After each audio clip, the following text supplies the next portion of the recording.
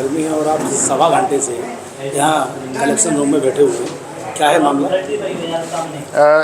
गर्मी तो आदमी सह सकता है, लेकिन अगर उसके साथ धोखा कर दिया जाए और ख़ासकर किसी किसान के साथ, तो मुझे लगता है कि उसकी पीड़ा का कोई इलाज नहीं है।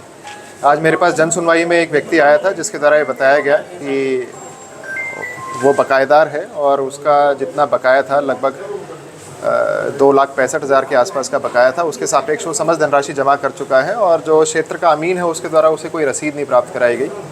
तो इसी चीज़ को इन्वेस्टिगेट करने के लिए जन सुनवाई के उपरांत हम लोग यहाँ पे आए थे और ये संग्रह कार्यालय है तहसील सदर का।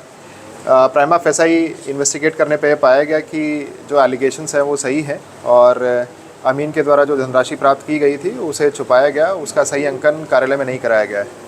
तो ये बहुत ही गंभीर विषय है जिस पे विस्तृत रिपोर्ट, विस्तृत जांच आंखें मेरे पास शाम को प्राप्त हो जाएगी और इसमें यदि इनके द्वारा गबन की जो एलिगेशन है वो सही होती है और साबित हो जाती है तो इनके ऊपर विधिक कार्रवाई भी की जाएगी, प्राथमिकी भी दर्ज कराई जाएगी। किसान की शिकायत सर कब आई थी सर? आज ही प्राप्त हुई थी, आज ही जन सुनवाई में जब हम लोग क्या नाम है? राम खिलाड़ी नाम है इनका, गाँव है भगवा, अमीन का क्या नाम है? भगना, धर्मेंद्र, श्री धर्मेंद्र। साथ ही लाए? शिकायतकर्ता को हम लोग साथ इसलिए लेकर आए थे क्योंकि हम लोग चाह रहे थे कि वो पूरे शिकायतकर्ता मुझे थोड़ा सा कम पढ़े लिखे समझ आ रहे थे, तो उसको साथ इसलिए लेकर आए ताकि वो जो पूरा चेन ऑफ इवेंट्स है उसको बता सके और बिना किसी भय के इत्मीनान से अपनी बात को रख सके, पारदर्शिता के साथ उसको रखा जा सके। तो यहाँ पूरी टीम को हम लोगों ने पूछा और इस पूरे प्रोसेस को समझने का प्रयास भी किया और एक ये लार्जर पिक्चर को दर्शाता है जहाँ पे पैसे तो प्राप्त कर लिए जाते हैं लेकिन जो किसान है या बकायेदार है उसे प्रॉपर रसीद की प्राप्ति नहीं कराई जाती। तो इसमें जो किसान के साथ लगभग कितने रुपए की गबन का ये मामला माना जाएगा? मुझे जो दिखाई दे रहा है लगभग लाख रुपए का गबन है इसमें। हम लोग इसमें कुछ सिस्टमिक चेंजेस भी इंट्रोड्यूस करेंगे जिससे आगे से, क्योंकि देखिए टेक्नोलॉजी बहुत एडवांस हो चुकी है।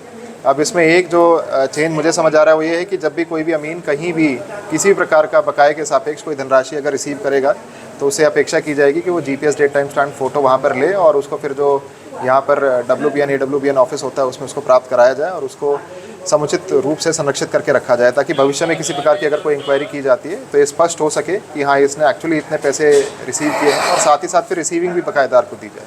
संग्रह कार्यालय में आपने जो है इन कागज़ों के अलावा, इस किसान के अलावा और भी फाइलें देखी है, काफ़ी कागज़ देखे हैं, एक एक कागज़ को बड़ा गंभीरता से देखा, प्रार्थना पत्र को और कलेक्शन के एक ही चीज़ को जाना है और चेक किया है। तो क्या कुछ और भी मामले मिले हैं?